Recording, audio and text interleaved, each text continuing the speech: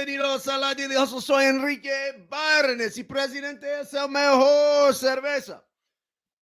No Abate por No Filter Network. Will the Thrill Clark not with us this morning?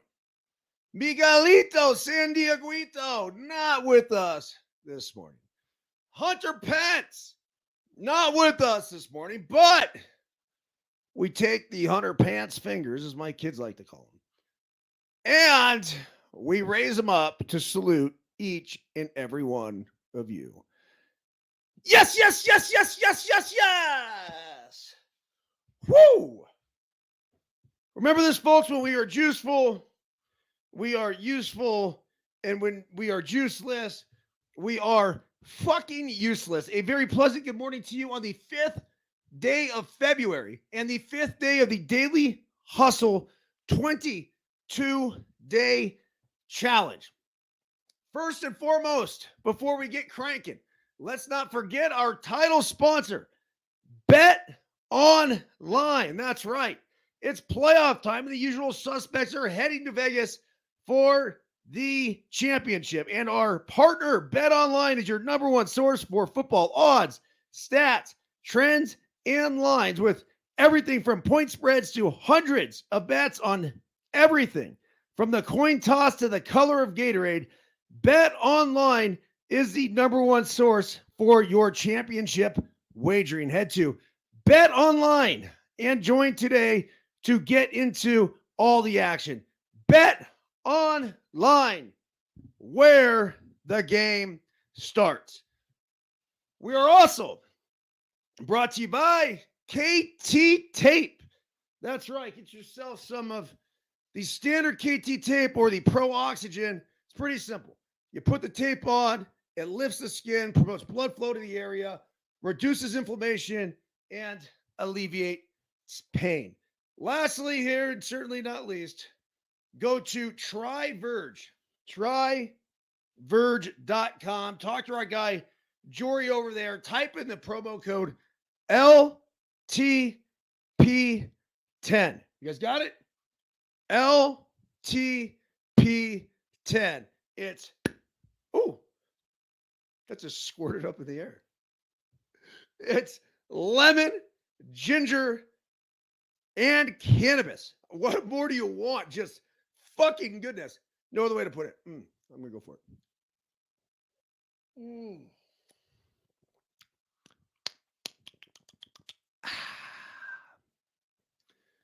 TryVerge.com, LTP10. Okay. Also, let's not forget to go pick yourself up a copy of the brand new Let Them Play book, a parenting and coaching guide to youth sports. Tom Grieve, former Major League Baseball player, manager, general manager, all of it. Just a baseball lifer, Mr. Ranger, they call him. Here is his quote on LTP. I completely endorse the LTP program. Serious players looking to compete at their highest level and grow their game will thrive. Eric Byrnes challenges every player in a fun and positive way. His energy and love for baseball, combined with his background, thorough knowledge of every aspect of the game, and his ability to teach it, make him the best youth coach I have seen. Dude, I literally, like, it. First time I read that, choked me up. I had tears in my eyes. I wish I was a kid again so I could go play for myself. Tom Grieve. Tom Grieve is a kid. Tom Grieve is one of the better people I've met in my life. Probably top 5 of just overall great people. And we had the opportunity to coach Sam Danzy, who is Tom Grieve's grandson. Katie, I dealt with a lot more than the dad, but Katie is Tom's daughter. What a family. Just awesome. And I've spent some time around Ben, played with him for a short period of time in Oakland. We had Barrett, his kid, come out and play for us. The first tournament that Sam came out as well. It would have been nice to get Barrett into the mix a little bit more so we could have spent more time, around Tom and Ben and everybody else. But just a terrific family and grateful for the opportunity to have coached them. Okay, let's get right into the Daily Hustle Challenge for today. And I apologize for my East Coasters. Every night before I've gone to bed, I schedule the Daily Hustle 222 Challenge to go out at 4 in the morning. And I woke up this morning at 4 per usual and went about my day and then realized at about 6, I go, holy shit, man. They did not send out. And I did hit it. It said pause for whatever reason, but I did send it out. It was supposed to go out at 4, but unfortunately it did not. So at 6 a.m. Pacific time is when the challenge went out. Okay, here we go. Daily Hustle Day 5 Challenge.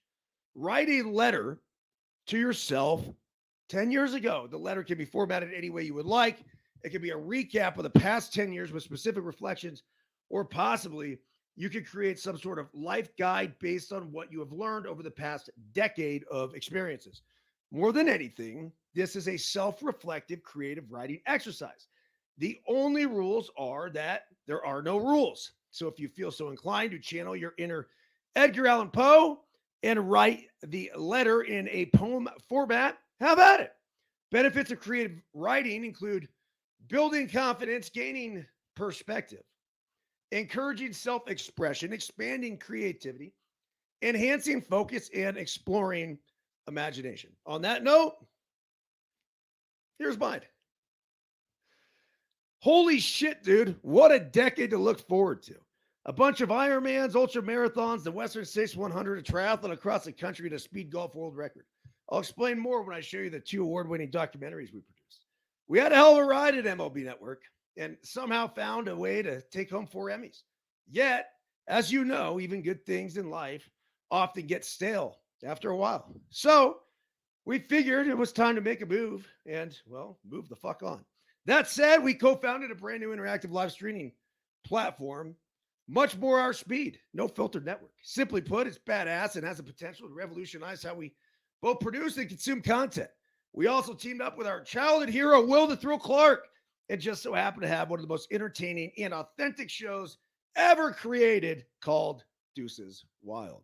Not shocking, it is a top-rated show / podcast in the industry and has been absolutely killing it, garnering hundreds of thousands of views each week. Somewhere over the past 10 years, we also figured out we liked to write and knocked out 4 different books while creating the Daily Hustle blog and corresponding podcast. That's this.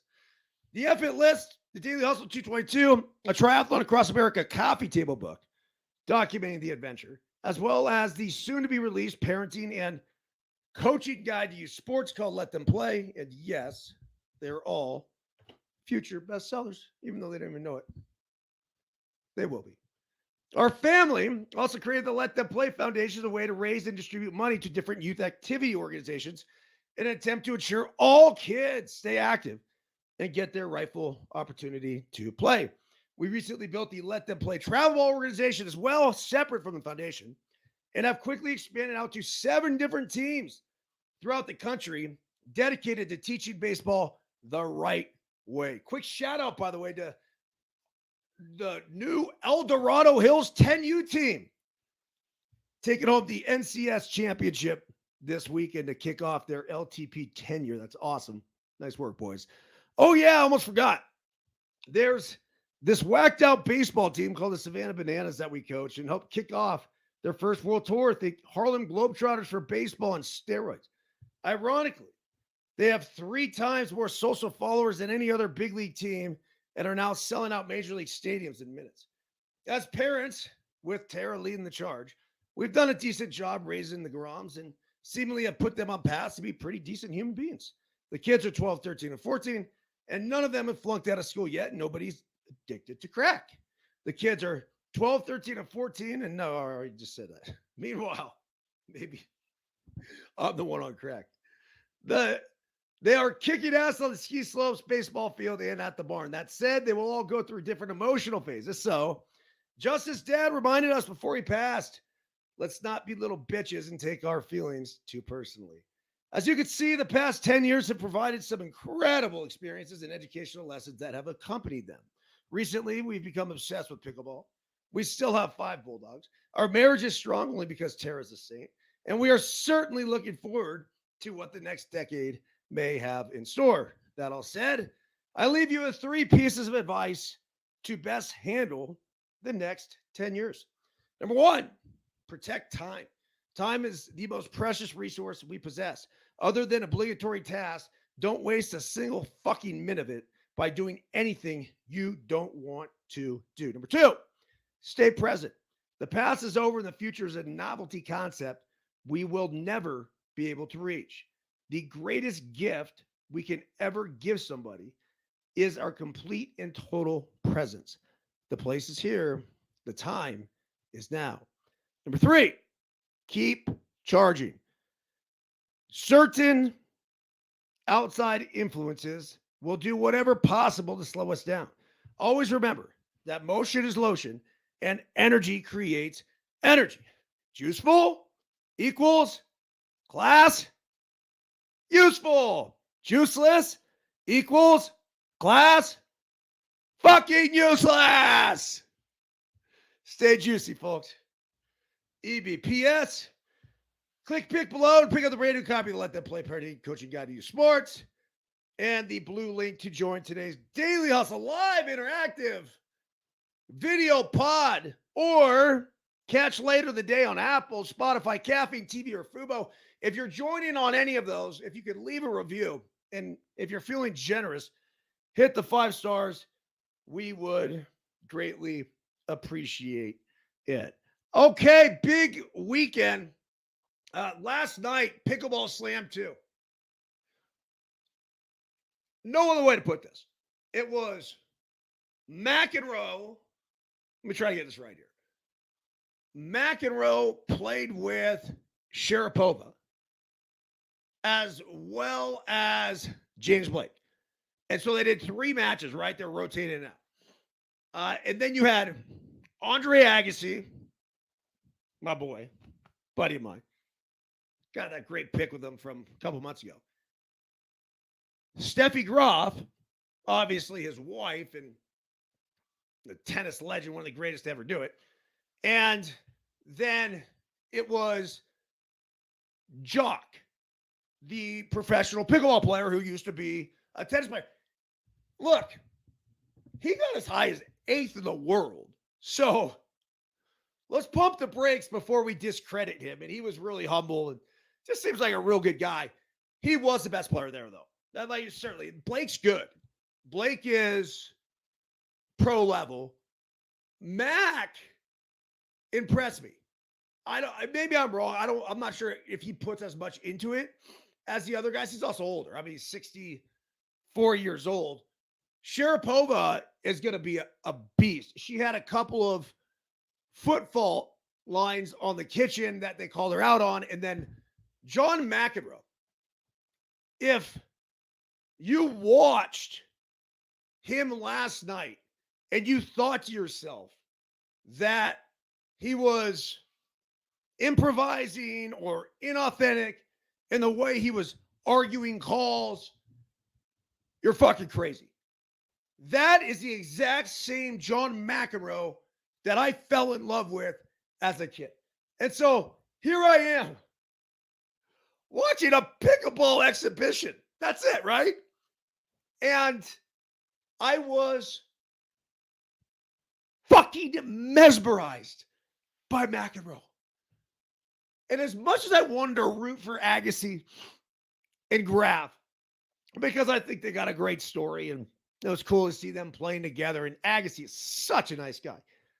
Just incredible. How he comes across on television is exactly what I experienced in real life with him.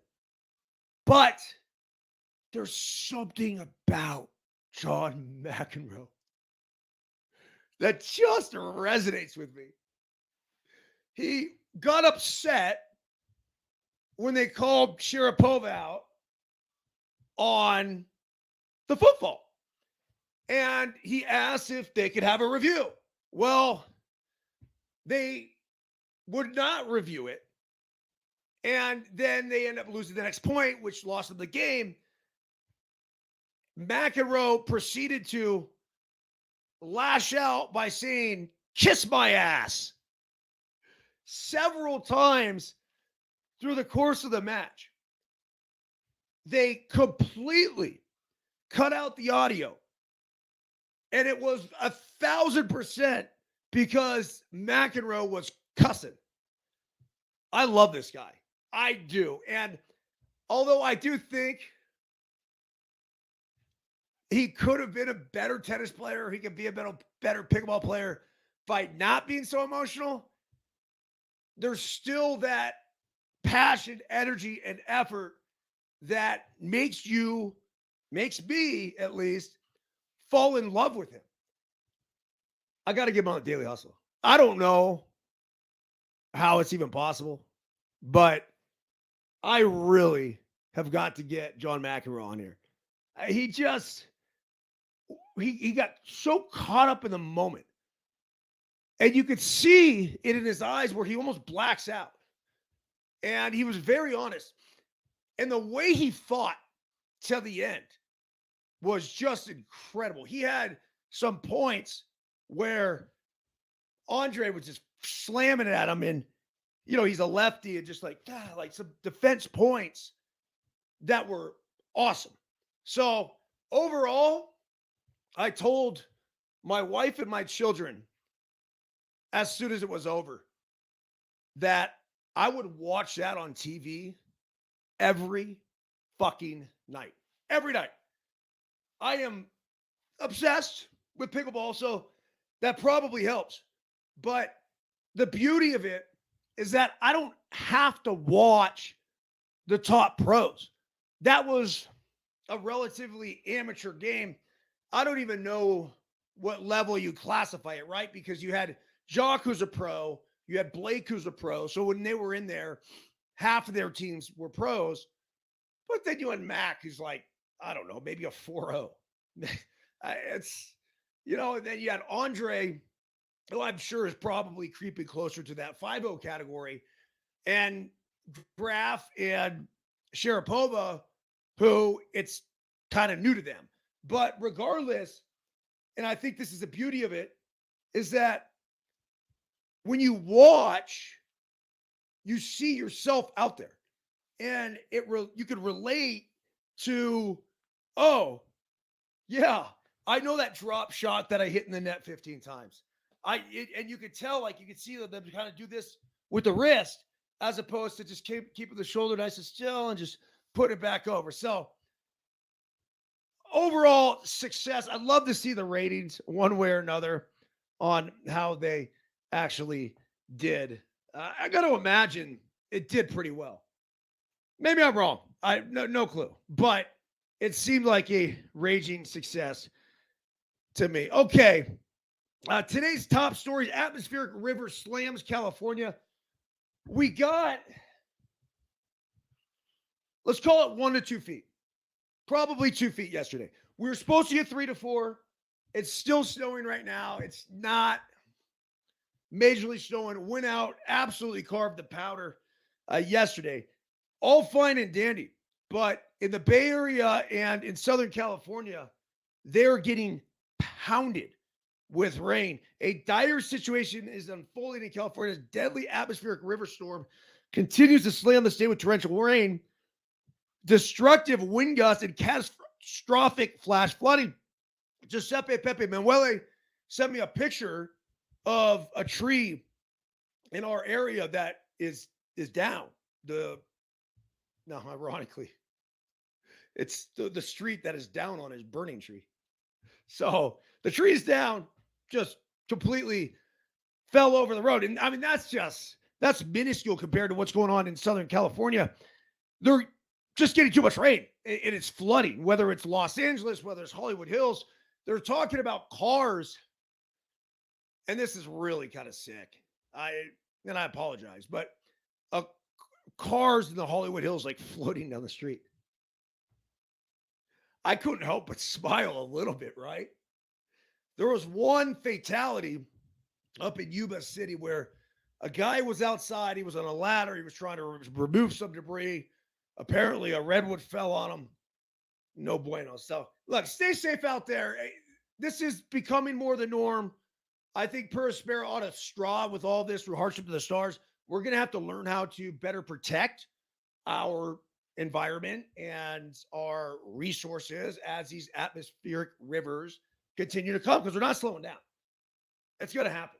And so, say, for example, this morning, starting at 7:30 a.m., so for about 2 hours now, just bah, bah, bah, bah, hit my hat, bah, one Abbey bomb after another. So stay safe out there. It looks like the storms are going to continue through today, a little off and on tomorrow. At least I'm speaking for the Tahoe region. And then that'll be it. I'm heading to Arizona tomorrow for some pickleball, some golf, little Phoenix Open, chance to rekindle a little flame with my buddies that we used to do this golf tournament every single year right about this Phoenix Open time and go out to AZ. And then, I don't know, I've probably missed the past 2 or 3. Houston Street, there's a name you would recognize, is one of the guys that's going to be there. I'm going to try to do a sit down with him. I think that'd be pretty cool. This was one of the best closers of our time when he was hot and rolling and going. So I think it'd be cool to get him on and just catch up with him on life. And this is a guy who had that killer instinct, that absolute slayer mentality. So I think all of us could learn a lot from his approach to pitching, which is very similar to his approach in life as he's continuing to kill it in the business world. Another big story here. The truth behind Chipotle's burrito season hiring spree. Check this out. Last week, in sharp contrast to the ugly layoff news coming out of other big companies, Chipotle announced it's looking to hire 19,000 workers over the next month. The reason, according to the fast casual chain, is preparing for an annual surge in Mexican food consumption that lasts from March through May. Burrito season is what it's called. The company says it represents the busiest time of year. So if you're into rolling burritos, which I think I would be, I mean, I think everyone needs to work in the service industry at one point or another. So what a cool opportunity if you're looking to go ahead and roll some burritos. Chipotle will be hiring. All right, Super Bowl week is here, and we got 10 compelling stories to follow leading us up to the big game. Both teams have arrived in Las Vegas, and it should be a hell of a week out there in Sin City.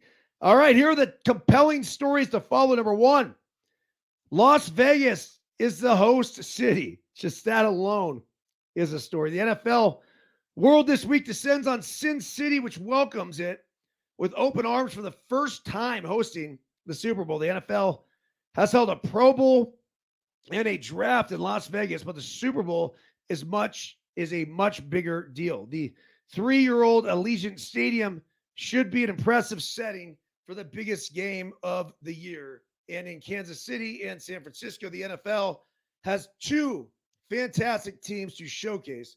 The big question is whether everyone affiliated with the NFL can navigate this week without a hitch. Legalized sports gambling has translated into increased revenue for the league, but officials have warned teams that everyone must steer clear of the casinos and that no player in the game or not may bet on the Super Bowl. There are plenty of other distractions this week, but each team has gone to great lengths to try to help their players avoid them. Both the Chiefs and the 49ers are staying roughly 45 minutes away from the strip. At this point, the margin for error is razor thin, and mental fortitude often serves as a deciding factor more than the physical. Which team will avoid distractions and the pitfalls? while maintaining optimum focus and preparation for Sunday's big game, ? Patrick Mahomes, pursuit of greatness. Most NFL players spend their entire careers in pursuit of one Super Bowl appearance, and then there's Patrick Mahomes, who is playing in his fourth and chasing his third Lombardi trophy before his 29th birthday. This is insane. At various points this season, it looked as if Mahomes and the Chiefs lacked the firepower to reach the stage, but they are still standing. Number 3 here, Andy Reid's growing legacy. These are 10 storylines to follow. Remember the old days when Andy Reid was regarded as a good coach, but deemed incapable of winning the big one. Now, 19 years after his Super Bowl debut, a 24-21 Philadelphia Eagles loss to New England Patriots, Reid will make his 5th Super Bowl appearance. He'll be going for his 3rd Super Bowl win in 5 seasons and his 2nd in a row. Evolution of Chiefs defense. The Chiefs' march to the Super Bowl may be among their most impressive because of the way they evolved after salary cap-induced roster turnover. Mahomes still has a trusty tight end, Travis Kelce, but the story wide receiver unit is a thing of the past. This year, the Chiefs have to rely heavily on their D. The next big story at the Super Bowl, of course, is probably number 1 in most people's eyes. I know it's my daughter's. Travis Kelce and Taylor Swift.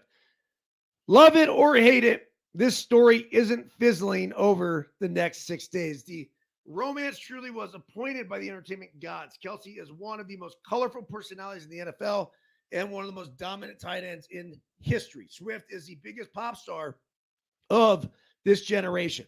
Half of NFL fans have great fatigue over the very mention of Swift and the 30 or so seconds she is shown cheering for her beau during Chiefs games.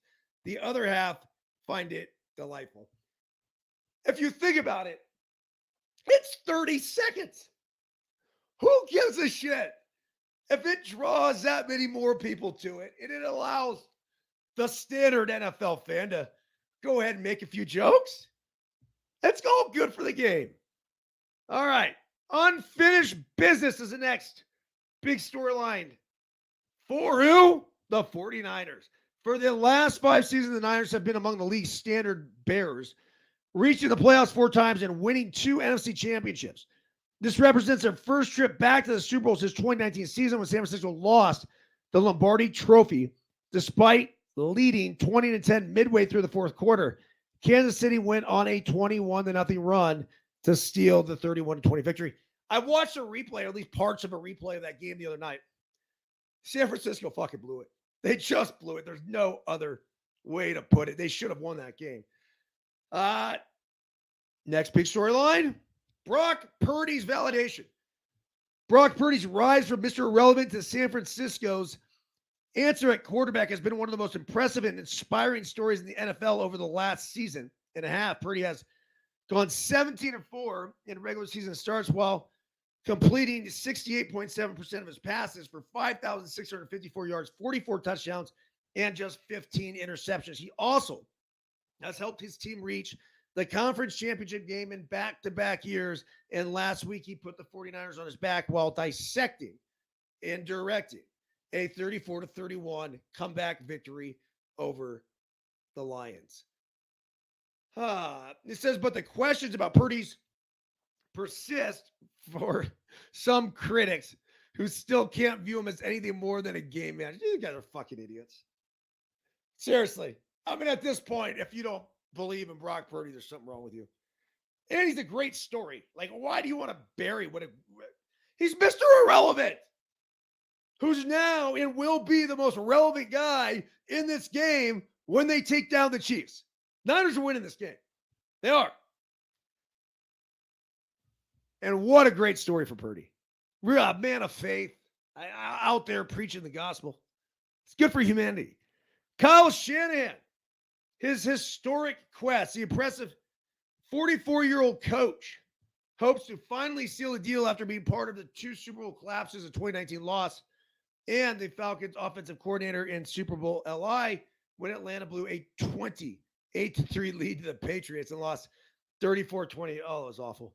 But Shanahan also has the opportunity to make history for another reason Sunday.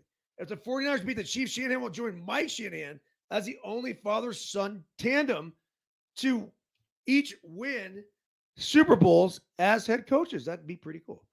Christian McCaffrey's legacy. This is a guy we're not talking about enough. Shanahan isn't the only figure with a shot at father-son history. San Francisco running back Christian McCaffrey is trying to join his father, Ed, in the Super Bowl victor club. The elder McCaffrey won a Super Bowl as a wide receiver for the 49ers in the 1994 season, then followed Mike Shanahan to Denver, where he won 2 more Super Bowls.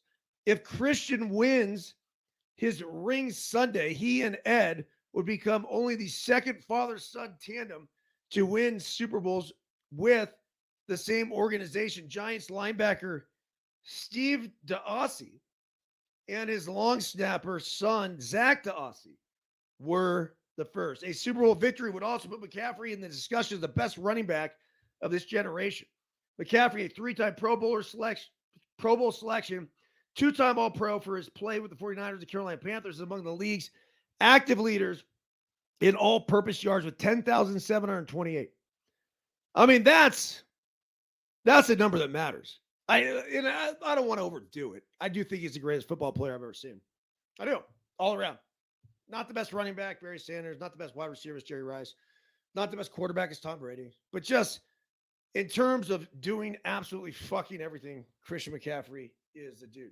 And then Trent Williams, final box to check. Trent Williams has long been praised as one of the best left tackles of the game, earning Pro Bowl honors in 11 and 13 seasons. The first team All-Pro selections each of the last 3 seasons. Much of Williams' success came despite and during years of dysfunction in Washington, where his team reached the postseason only twice. But after joining Shanahan in San Francisco in 2020, Williams has finally enjoyed a payoff for his efforts and all the injuries through which he played. Williams already is viewed as a future Hall of Famer, and hoisting the Lombardi Trophy would make him a lock. A win would give him the final and only accolade he has truly cared about during his storied career. So there's 10 storylines to watch.